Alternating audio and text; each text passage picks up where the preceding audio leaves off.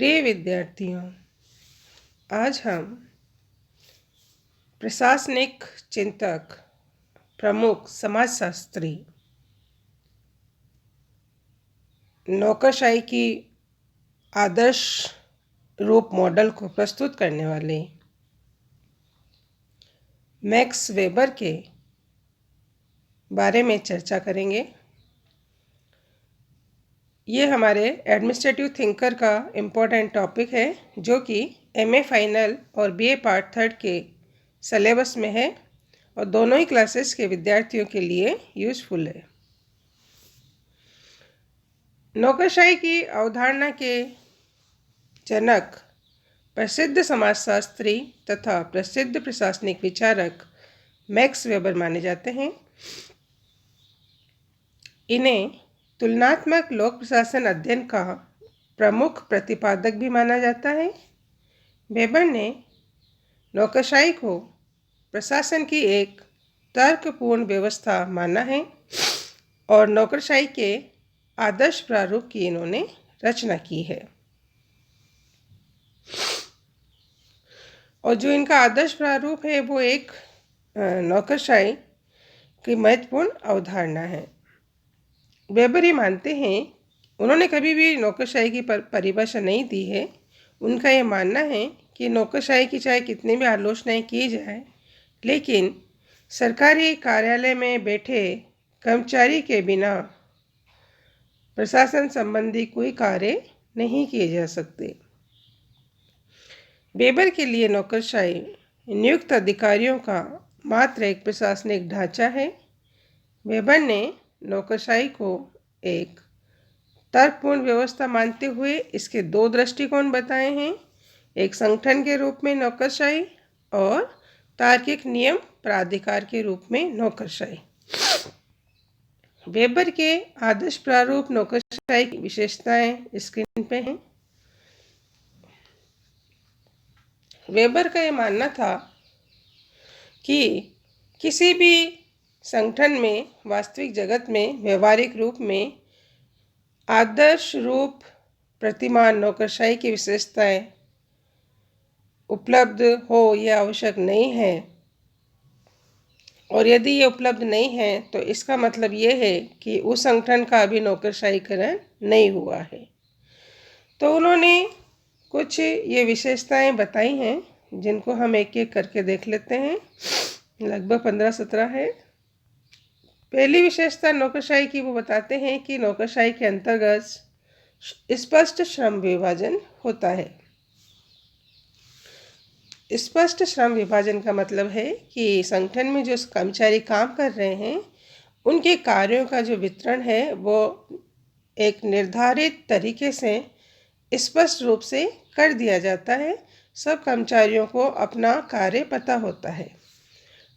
दूसरी विशेषता है पद सोपानात्मक सिद्धांत। सब जानते हैं कि पद सोपान क्या है। नौकरशाही का भी एक प्रशासन का ढांचा भी पिरामिड की तरह ही होता है, जिसे हम नौकरशाही का ढांचा भी कह सकते हैं। उच्च अधिकारी और निम्न अधिकारियों के बीच कई सोपान होते हैं और प्रत्येक कार्य उचित मार्ग से होता हुआ किया जाता है। इसे हम पद सोपानात्मक व्यवस्था कहते हैं। मतलब उच्च और अधीनस्थ अधिकारियों के बीच संबंध बने रहते हैं और एक सीढ़ी के अनुसार एक संरचना होती है और प्रत्येक कार्य एक निर्धारित प्रक्रिया से ऊपर चढ़ता है और उसी प्रक्रिया से नीचे उतरता है। हम किसी भी सोपान की अवहेलना नहीं कर सकते। निश्चित कार्य क्षेत्र नौकरशाही का एक मुख्य लक्षण है। संगठन के कार्यों को पूरा करने के लिए जिन आदेशों की आवश्यकता होती है, उनको जारी करने वाले अधिकारियों का कार्यक्षेत्र निश्चित कर दिया जाता है और इस कार्यक्षेत्र का नौकरशाही में दृढ़ता से पालन भी किया जाता है। निश्चित कार्य विधियाँ, ये पहले नौकरशाही संगठन में काम करने के तरीके जो होते हैं, नियम, कार्य विधियाँ, प्रणालियाँ, सब पूर्णतया पहले से ही निश्चित होती है। समस्त कार्य पूर्व निर्धारित नियमों के अनुसार ही किए जाते हैं और ये नियम और प्रक्रियाएं कुल मिलाकर हमेशा स्थिर रहती है, व्यापक रहती है। विशेष जोर इस बात पर दिया जाता है कि संगठन में कर्मचारियों की जो कार्यकुशलता है वो एक सी बनी रहे, निर्धारित प्रक्रियाओं को वो अपनाते रहें। पद के लिए योग्यताएं। नौकरशाही का लक्षण है कि इसके प्रत्येक पद के लिए योग्यताएं निर्धारित होती है। इनमें केवल उन्हीं व्यक्तियों को नियुक्त किया जाता है जो कार्यकुशल होते हैं और जो सरकारी कार्यों का संचालन कुशलतापूर्वक कर सके। इसके साथ ही हम नौकरशाही के अंतर्गत देखते हैं कि जो कुछ उच्च पदाधिकारी हैं उनकी भर्ती पदोन्नति के आधार पर होती है और कुछ में योग्यता के आधार पर होती है। तो जो संगठन में काम करने वाले अधिकारी कर्मचारी हैं उनकी योग्यताएं निर्धारित होती है और उन योग्य व्यक्तियों को ही नौकरशाही में लिया जाता है। स्पष्टतः परिभाषित कार्य। कानूनी रूप से प्रत्येक पद के लिए कार्यों को परिभाषित और मर्यादित किया जाता है ताकि कोई किसी के कार्यों में हस्तक्षेप ना करे। मतलब एक टाइपिस्ट का कार्य जो है वो उसे वही करना है, कोई उसमें हस्तक्षेप नहीं करेगा। पृथक वर्ग। नौकरशाही व्यवस्था में अधिकारियों का एक पृथक वर्ग बन जाता है जो लोक सेवा को जीविका उपार्जन का एक साधन मानते हैं। इस पृथक पद के सदस्यों को समाज में अपने पद के अनुरूप शक्तियां तथा विशेष अधिकार भी मिले होते हैं। वेतन एवं पेंशन अधिकार। नौकरशाही संगठन की आय के आधार पर कर्मचारी का वेतन तय नहीं किया जाता है, बल्कि पद सोपान में उसका स्तर, पद के दायित्व, सामाजिक स्थिति और जिस पद के लिए उसकी नियुक्ति हुई है उसके आधार पर उसका एक वेतन फिक्स रहता है। और उसके बाद जब वो निर्धारित आयु पूरी कर लेता है कार्यकाल संगठन में, उसे पेंशन दी जाती है। पेंशन का अधिकार वो रखता है। तो एक आजीविका के रूप में नौकरशाही कार्य करती है। एक ये इसका दोष होते हुए भी एक विशेषता बन गई है, अहम भाव। नौकरशाही पद्धति में जो उच्च अधिकारी हैं और उसमें काम करने वाले कर्मचारी हैं उनके बीच एक अहम भाव उत्पन्न हो जाता है, क्योंकि जो ये काम करने वाले व्यक्ति हैं वो अपने आप को सामान्य जनता से ऊंचा या अलग मानने लगते हैं और जनता उनके सामने सामान्य बन जाती है। मतलब यह एक अलग से गैप मेंटेन करने लगते हैं। जनता और अपने बीच में एक गैप इनके बीच में आ जाता है और ये एक सामान्य दूरी सी रखते हैं, अपने आप को एक पृथक वर्ग के रूप में स्थापित कर लेते हैं। लाल फीताशाही इसकी विशेषता भी है और इसका अवगुण भी है, क्योंकि नौकरशाही के अंतर्गत समस्त कार्य एक निश्चित नियम और प्रक्रिया के माध्यम से किया जाता है और कठोरता के साथ उन नियमों का पालन भी किया जाता है और प्रत्येक कार्य उचित मार्ग से ही किया जाता है। इसलिए निर्णय में विलंब होता रहता है और काम का जो संचालन है वो सही ढंग से नहीं हो पाता है, क्योंकि इसमें बहुत ज़्यादा फाइलिंग सिस्टम इन्वॉल्व हो जाता है। पत्रों का आदान प्रदान, हर पत्र में मार्क करना, फाइल एक विभाग से दूसरे विभाग की ओर बेचारी दौड़ती रहती है और इस तरह से किसी भी एक एप्लीकेशन या आवेदन पर निर्णय लेने में बहुत वक्त लग जाता है। इसी को हम लाल फीताशाही कहते हैं। कठोर एवं व्यवस्थित अनुशासन। नौकरशाही संगठन के किसी भी अधिकारी को अनियंत्रित अथवा स्वच्छंद नहीं होने दिया जाता। यहाँ पर अनुशासन के कठोर नियम बनाए गए हैं। यहाँ पर शक्ति का एक वितरण होता है और उत्तरदायित्व एक से अधिक निकायों के बीच बांट दिए जाते हैं। नौकरशाही पर कार्यपालिका, व्यवस्थापिका और न्यायपालिका का भी समुचित नियंत्रण होता है। अधिकतम कार्यकुशलता।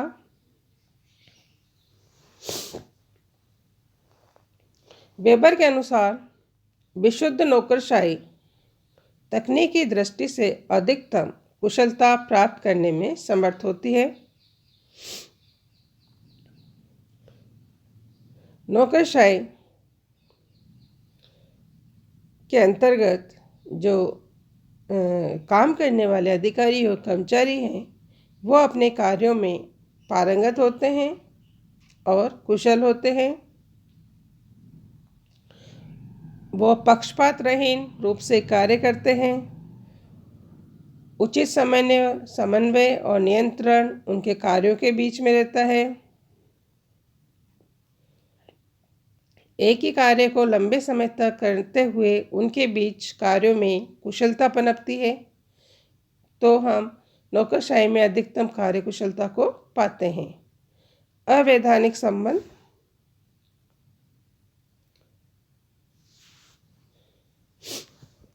जो अव्यक्तिकता भी कह सकते हैं हम इसे, इम्पार्शियल होती है ये।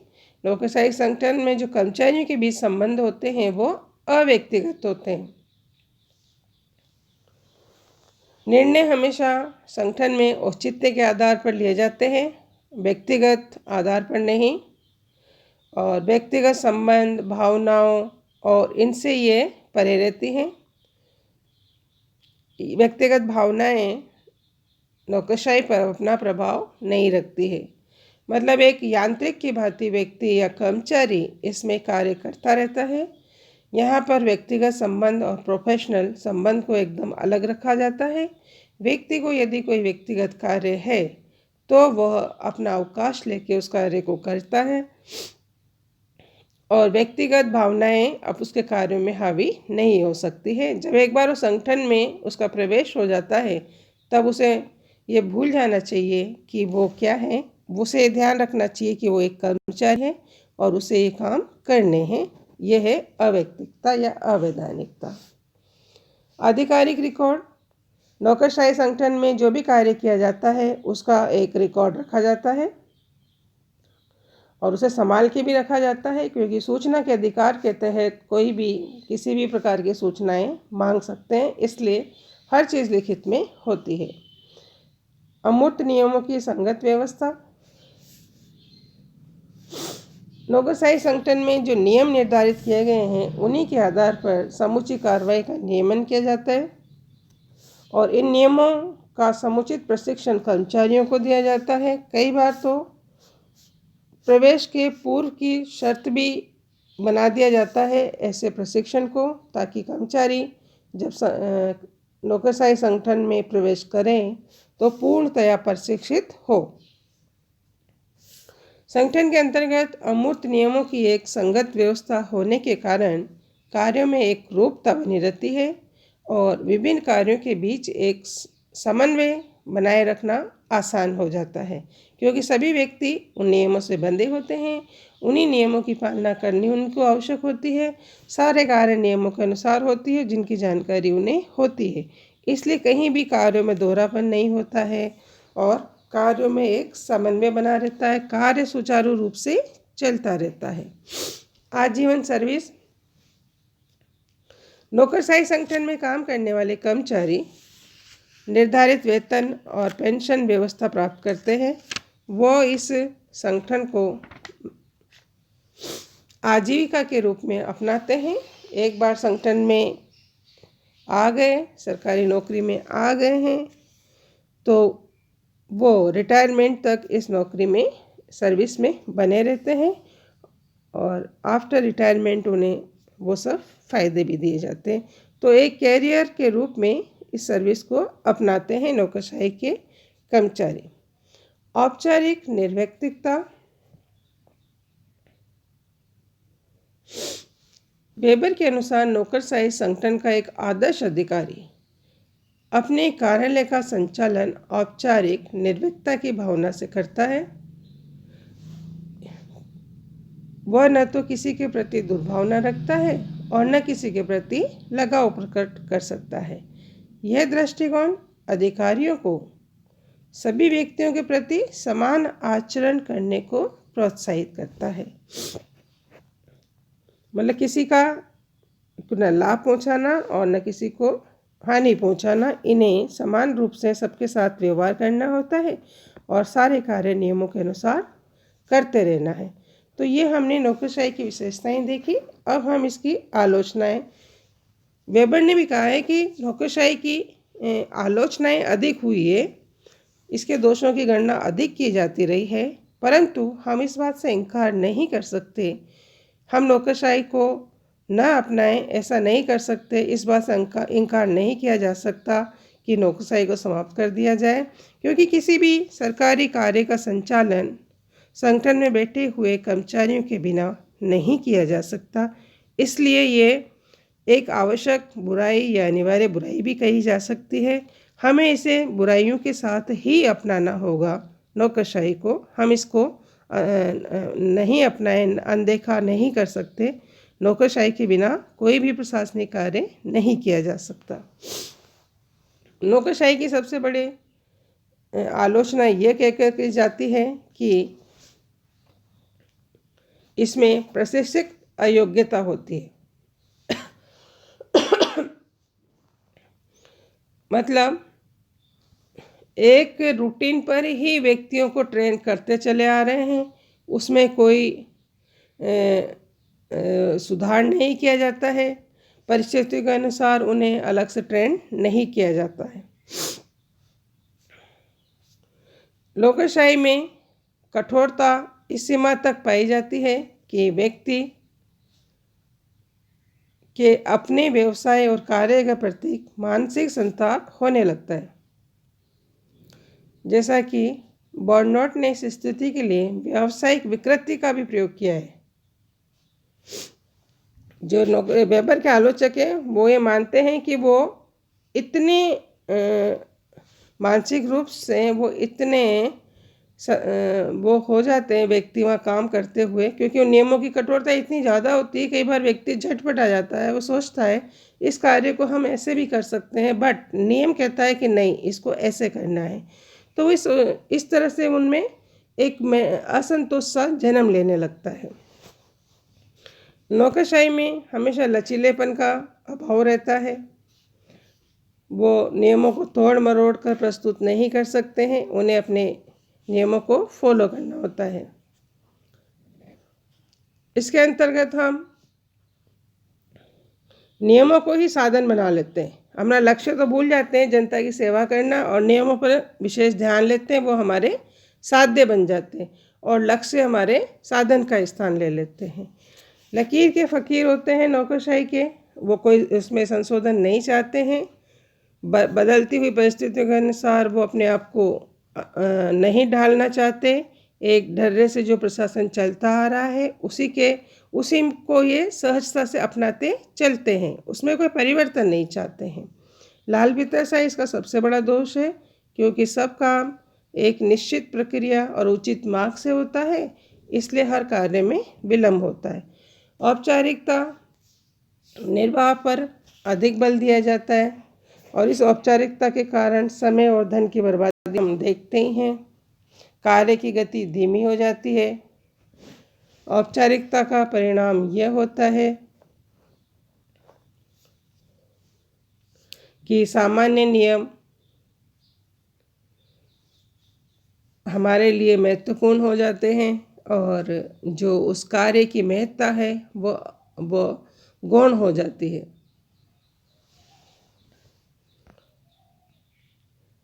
अकुशलता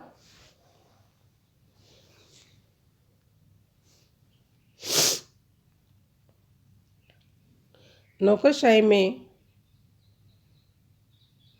हम देखते हैं कि कर्मचारियों को कुशलता की दृष्टि से ट्रेनिंग दी जाती है, लेकिन ये कर्मचारी नियमों के आधार पर कार्य करते करते धीरे धीरे ऐसे हो जाते हैं कि वो मतलब अपने आप को एक नियम उन पे हावी हो जाते हैं और वो केवल नियमों के अंतर्गत बन के रह जाते हैं। नीरसता कोई नवीनता नहीं होती है नौकरशाही में। पूर्व निर्धारित कार्यों को आप करते रहिए। विरोधाभास से परिपूर्ण होती है, शोध पर आधारित नहीं होती है।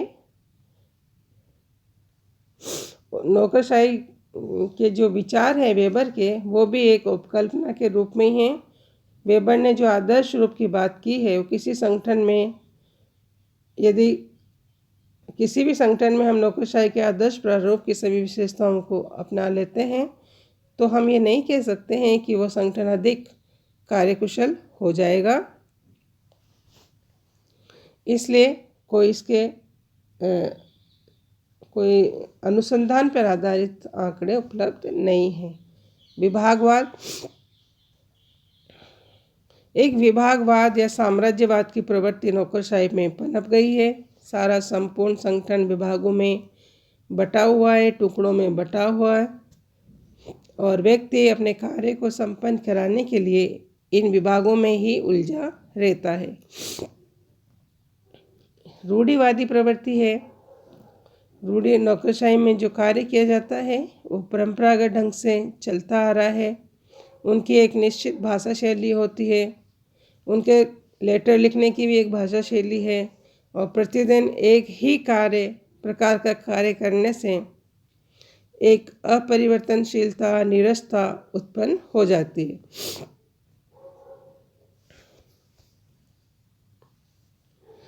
नौकरशाही, वेबर की इस नौकरशाही के प्रमुख आलोचक रॉबर्ट मर्टन, साइमन बर्नार्ड आदि माने जाते हैं। तो आज हमने यहाँ पे वेबर के आदर्श रूप प्रतिमान नौकरशाही की विशेषताओं का वर्णन किया है, और इसकी आलोचना के रूप में हमने इसके कुछ दोषों की भी गणना की है। आज हम वेबर के इस आदर्श रूप नौकरशाही को यहीं समाप्त करते हैं। Thank you.